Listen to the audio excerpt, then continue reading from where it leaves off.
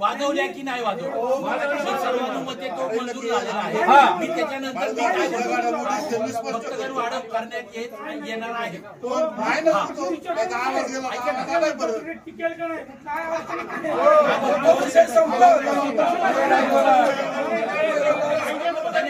तो मुद्दा टिकू शकतो, त्याच्यात काही अडचण नाहीये। मी तुम्हाला सांगतो आणि काय अडचण वाटली मी आहे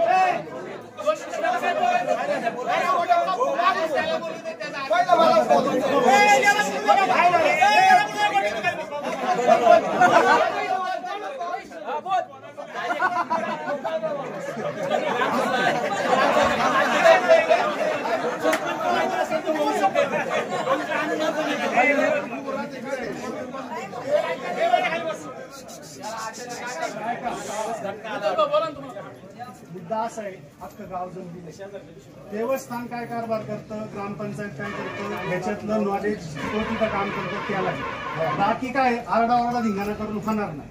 पहिला मुद्दा। दुसरा मुद्दा काय आहे की बाळूनी विषय काय मांडलाय का इथं आज जी मीटिंग आहे ती दोन विषयावर की एक भक्तगण आणि देवस्थानचा चाललेला कारभार असं त्यांचं म्हणणं। असे ह्या मुद्दे त्यांनी फक्त विषय सांगितला, तो विषय नंतर घ्यायचा। आधी मुद्दा आपला काय चाललाय, भक्तगण करायचे, भक्तगण करताना घटनेत काय तरतूद आहे, अडचणी काय येतात ते आणि भक्तगण रिजेक्ट का होतात हा मुद्दा पहिला आहे। ह्या मुद्द्यावर उत्तर कोण देणार तर त्यावेळेस जे कोण विश्वस्त होते किंवा आता जे कोण विश्वस्त आहे त्यांच्यापैकी जो जबाबदार व्यक्ती आहे तो उठून या विषयावर बोलत। हा मुद्दा आहे क्लिअर क्लिअर। मी बोलू का? हे बघा तुम्ही म्हणताय बरोबर आहे, भक्तगण हा मुद्दा विक्षणने मांडला होता, देवस्थानची तयारी भक्तगण करून घ्यायला हरकत नाही, पण आम्ही जे भक्तगण करू ते आम्ही धर्मदायाकडे पाठवू, पण ते मंजूर होतील का नाही होतील याची तरतूद आपल्याला कशी करायची किंवा होतील का नाही होतील हे माहिती नाही। मी तोच प्रश्न विचारला। होऊ शकतो, 2 मिनिटं ऐका ना, बरोबर होऊ शकतात आम्हालाही माहिती आहे, म्हणून त्यांनी क्वेश्चन मार्क टाकला ते बरोबर ना, हाच मुद्दा घेतला तुम्ही, त्यांनी क्वेश्चन मार्क टाकला घटनेनुसार, म्हणून मी त्यांना विचारतो की बाबा जर घटनेत 25 आहे तर तुम्ही 27 ची यादी का दिली? 27 ची यादीमध्ये रोहित भरत यांचं नाव, रोहित भरत यांचं नाव, रोहित भरत आणि शांताराम जनार्दनच का, राजेंद्र गोंडाचीच का? ठीक आहे, ते पहिल्या 25 मध्ये आहेत, राजू शेठ पहिल्या 25 मध्ये 2 वाढवले त्याच्यामध्ये त्या दोघांची नावं का? हा प्रश्न सुरू होता। तुम्ही काय प्रश्न केला की बाबा आता भक्तगणाचा विषय संपलाय, मीटिंग संपली का आता विषयच काय पुढे देत चला, म्हणून बाळासाहेब काय म्हटले नुसत्या भक्तगण हा विषय नाहीये, त्यांचा बोलायचा मुद्दा हरिभाऊ कुठे गेले आपले, हरिभाऊ त्या विषयावरून ते काय बोलले बाबा एकच मुद्दा नाहीत अनेक मुद्दे आहेत, त्या सगळ्या मुद्द्यांवर चर्चा व्हायची, तुम्ही लावून धरला नाही तुम्हीच बोला आता, असं मीटिंग टार्गेट असं नाही, त्यांनीच बोलावं टार्गेट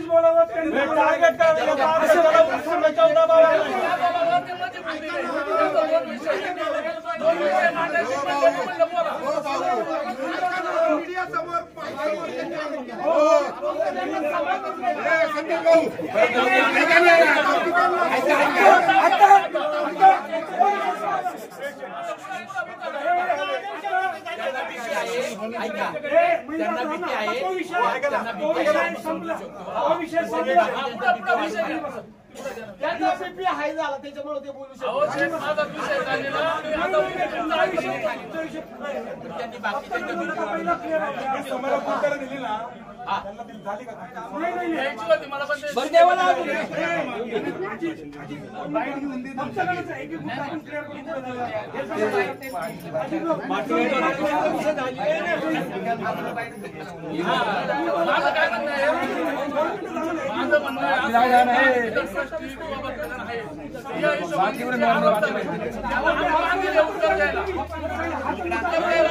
उत्तर त्याला उत्तर द्यायला आणि बांधले भक्तगण म्हणून किंवा पहिलं भक्तगण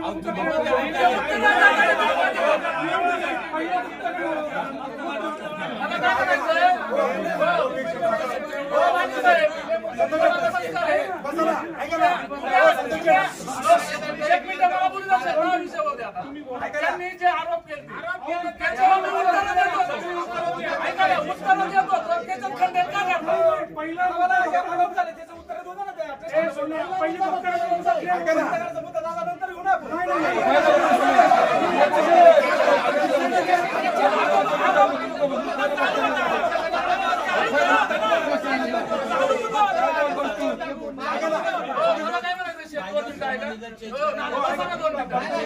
ऐका ना भक्तगणांचा विषय मी क्लिअर करतो. 1 मिनिट तुम्ही बसा फक्त. 2 मिनिटं थांबा. मी बऱ्यापैकी उत्तर देतो. हो संतोष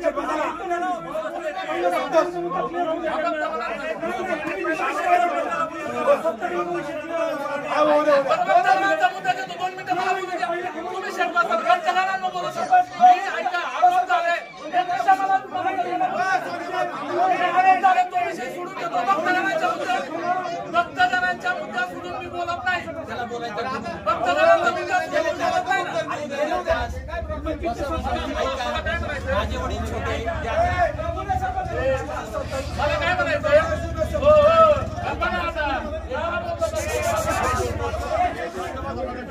मला काय म्हणायचंय म्हणले भक्तगणांना आता अजितराव कोणी मध्ये डिस्टर्ब करू नका.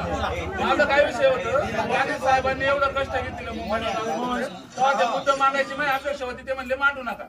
जे ट्रस्टी आरोप झाले ते मांडित नाही मी थांबतो. आता विषय काय ते संतोष शेठ म्हणले भक्तगण. तर भक्तगण असं आहे का जे आता चेंज रिपोर्ट दिलेत आपण ते चेंज रिपोर्ट तुम्ही ऑब्जेक्शन घेतली नाही तर ते ऑब्जेक्शन काढायला लागेल. ते ट्रस्टीने मग ते सगळ्यांचा ठराव करून त्याला कमिटी करायला लागेल. त्याच्यात आपल्याला कायद्यात बदल करायला लागेल.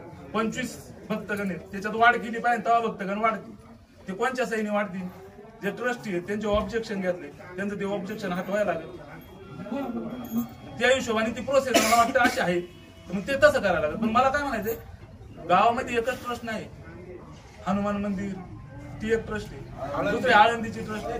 मग माझं असं मत आहे का जरी हे सगळं होते भक्तगण वाढवायचे या तिन्ही ट्रस्ट मध्ये भक्तगण वाढले पाहिजे गावचे.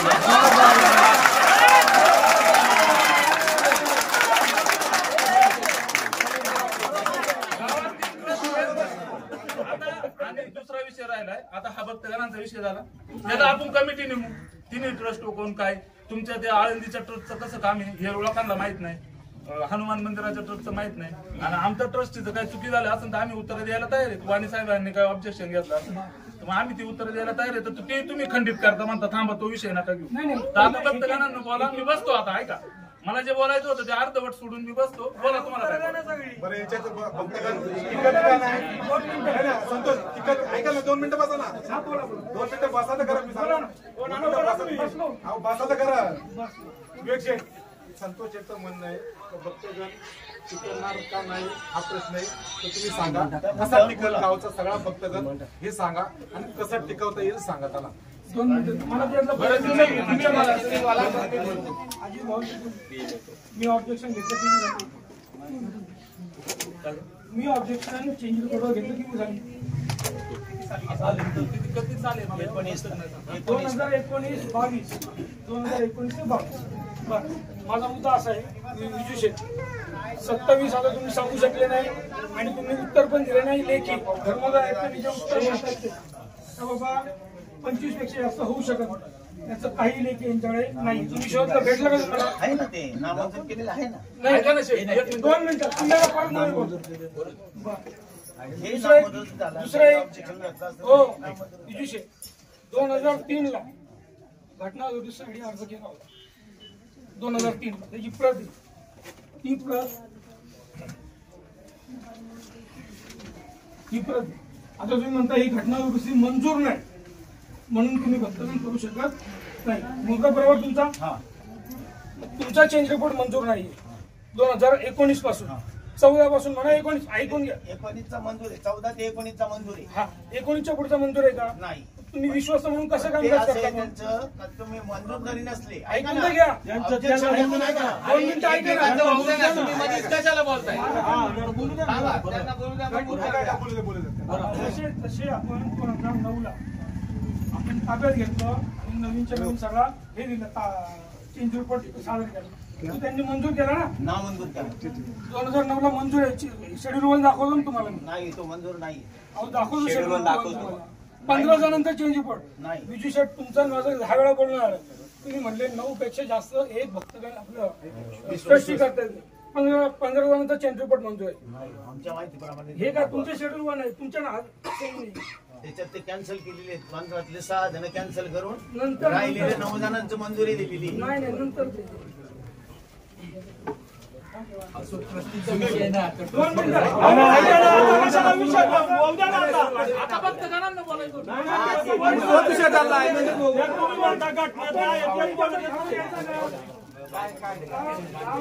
याची इच्छा आहे. काम करण्याची. याची इच्छा होईल त्याला. सगळ्यांमध्ये ठरलं तर ते करू, काय प्रॉब्लेम नाही. सगळ्यांमध्ये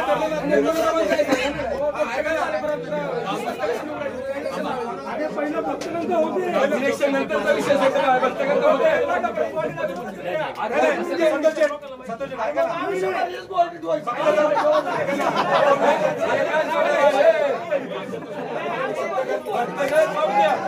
भक्तगण वाढ ठरू परत गाव समजू भक्तगण वाढ परत गाव समजू भक्तगण वाढ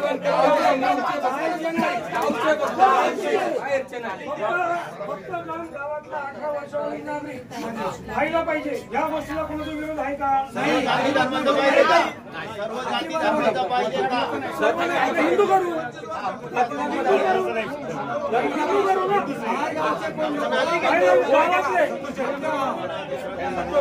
गावातले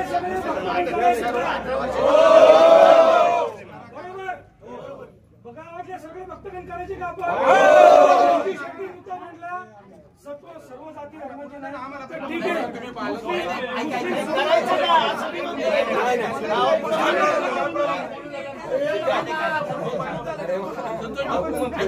हा बायलो तू आता जरा ऐका ना. त्याच्यात काय क्रिया वाटले ना आपण मी वाचलाय ना. परत एकदा सगळ्यांसमोर वाचा. अहो महत्वाचे पॉईंट तेवढे वाचा. त्याच्यानंतरची घटना दुरुस्ती आहे. हा मग घटना दुरुस्ती करून घेऊ. ऐका ना, उद्यापासून फॉर्म भरायला सुरुवात करा ना. नाही, ऐका ना, पहिली गोष्ट प्रोसेस काय करायला ऐका ना, संतोष शेठ.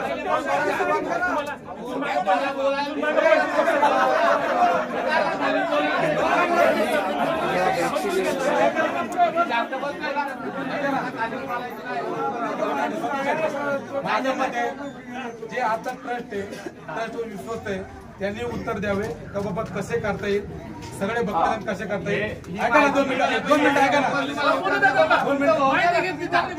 ऐका तर खरं. आता सगळ्यांमध्ये ठरलंय का सगळ्यांना 18 वर्षाच्या वरती भक्तगण करायचे असं ठरलंय. तर आपल्याला ट्रस्टीने ठरवावं लागतील बाबा काय करता येईल हे ट्रस्टीने सांगावं.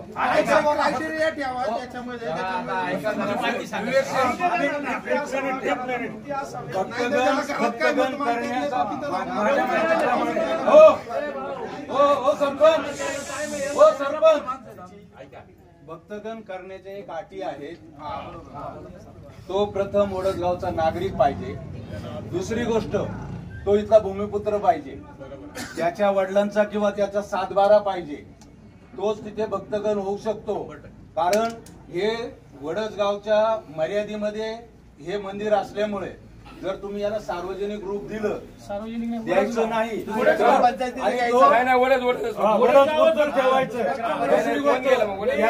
किंवा त्याच्या वडिलांचा 7-12 तो भूमिपुत्र पाहिजे इथला.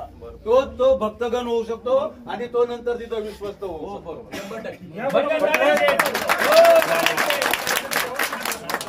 गावचे हो गावचे ते गावचे हा वडोस ग्राम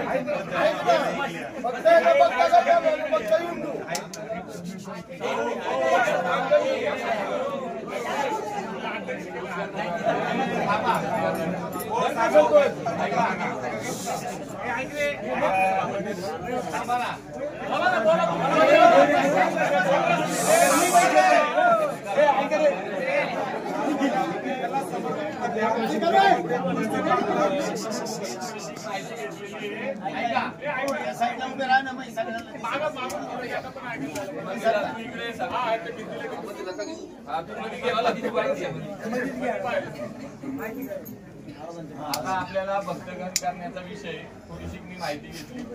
वकिलांथ्रू असेल, धर्मदायिकता असेल, आपल्याला भक्तगण करण्यासाठी तानाजी शेठने सांगितल्याप्रमाणे आपल्याला आपण एक कमिटी करून 1 महिन्याचा कालावधी देऊ. त्या 1 महिन्याभरामध्ये सगळ्यांनी फॉर्म भरून घ्या.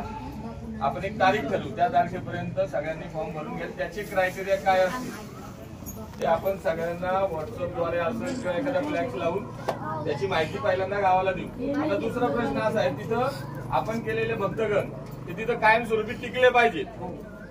आणि त्या नियम अटीमध्ये आता सीन असा आहे की ते विश्वस्तांच्या सहीने आपल्याला ते प्रपोजल तिथं द्यावं लागेल. श्रीकांत भाऊ बरोबर आहे ना, तुम्ही चॅरिटीमध्ये काम करताय. विश्वस्तांच्या सहीने आपल्याला तिथं ते काम द्यावं लागेल. याच्यासाठी आपल्याला काय करायला लागेल, आता इथून मागे ज्या काही केसेस आहेत, चेंज रिपोर्ट किंवा त्याच्या संबंधित या सगळ्या विड्रॉल करायला लागेल.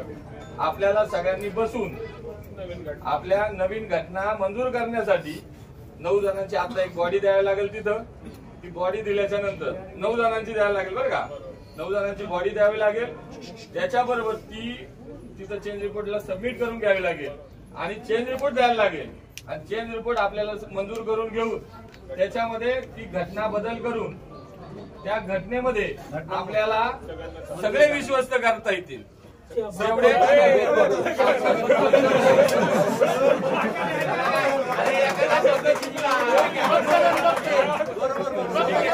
एखादा शब्द चुकला काय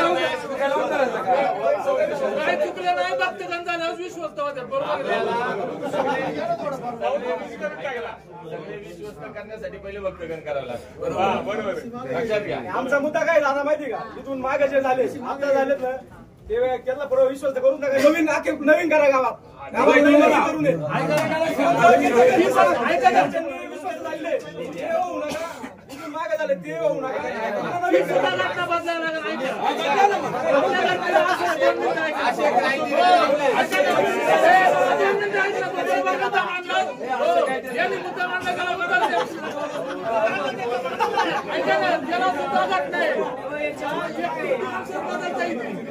ऐका ना,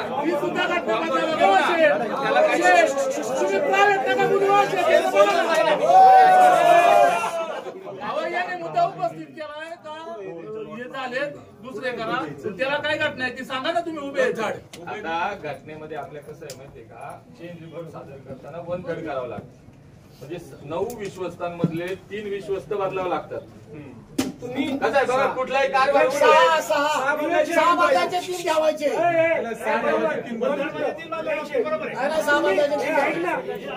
तुम्ही ज्यावेळेस 9च्या 9 नवीन झाले ते तुम्ही नका म्हणू, तेव्हा आपण सगळे एकत्र होतो. नाही तुम्ही तेव्हा आपण सगळे एकत्र होतो.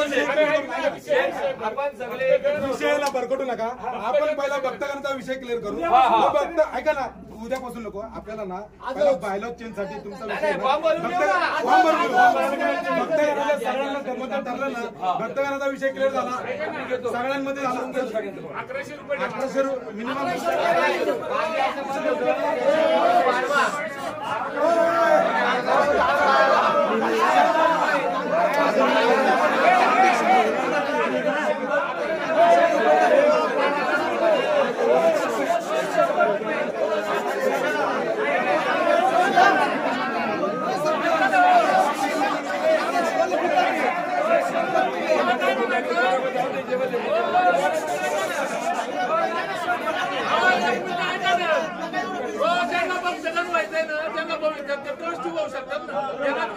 त्यांची कॅपॅसिटी पाहिजे ना.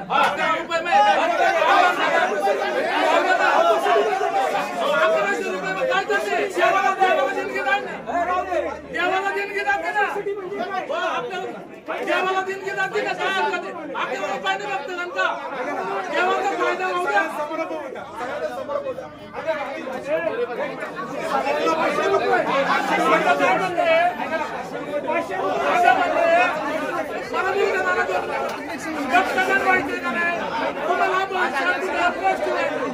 मोठी प्रॉपर्टी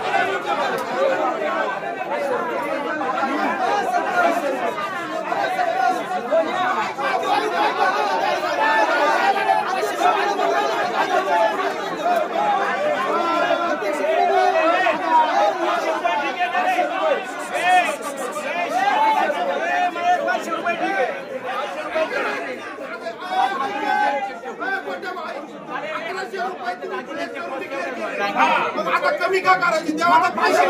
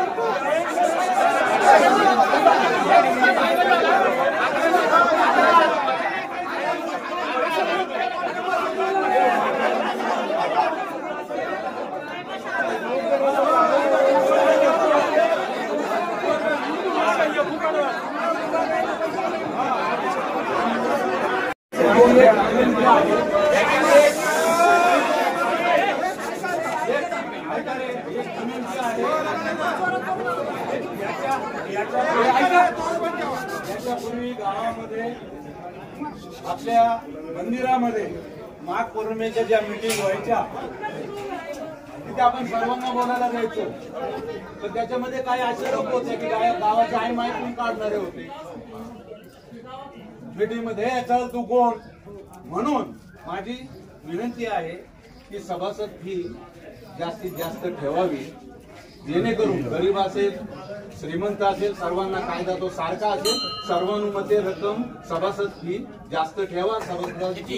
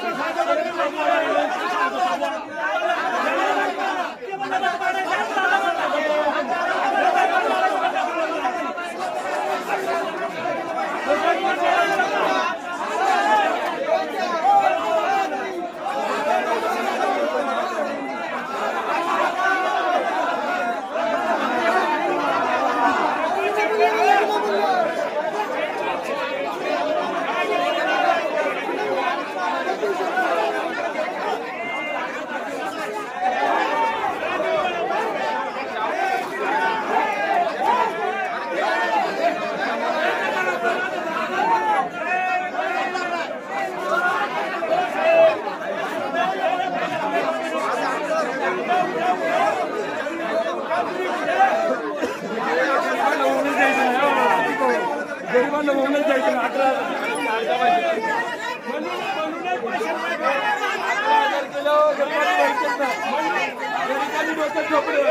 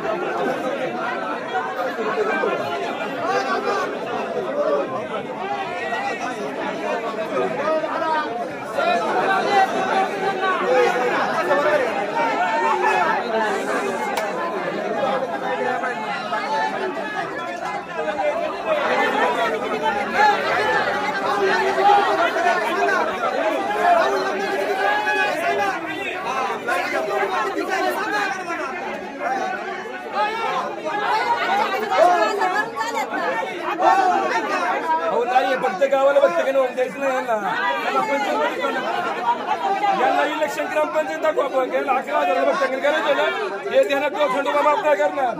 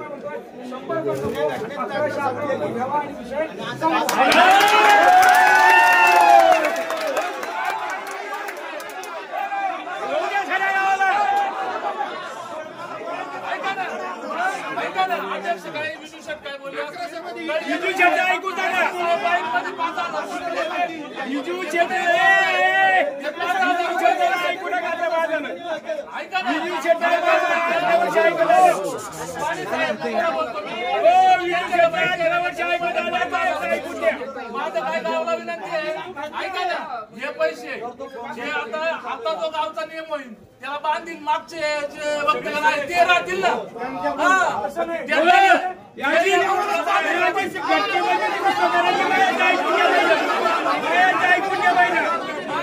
पैसे द्यायला जाऊ दे ना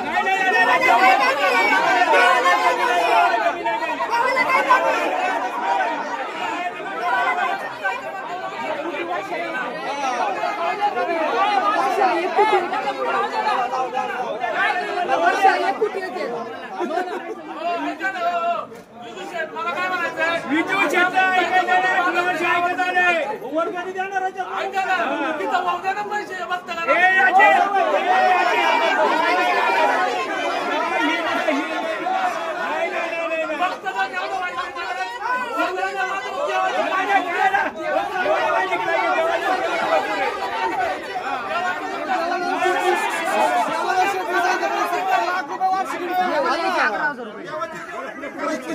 आणि नॉर्मल कुलस्वामीचे शेअर्स आहेत ना भारतातच ना सगळे सुजलाम सपलाम आहेत कोणाला काय होय नाही ज्याला जेव्हाची सेवा करायची नाही एक स्ट्रॉंग अमाऊंट पाहिजे आयरा गायरा कुणी येणार मतदान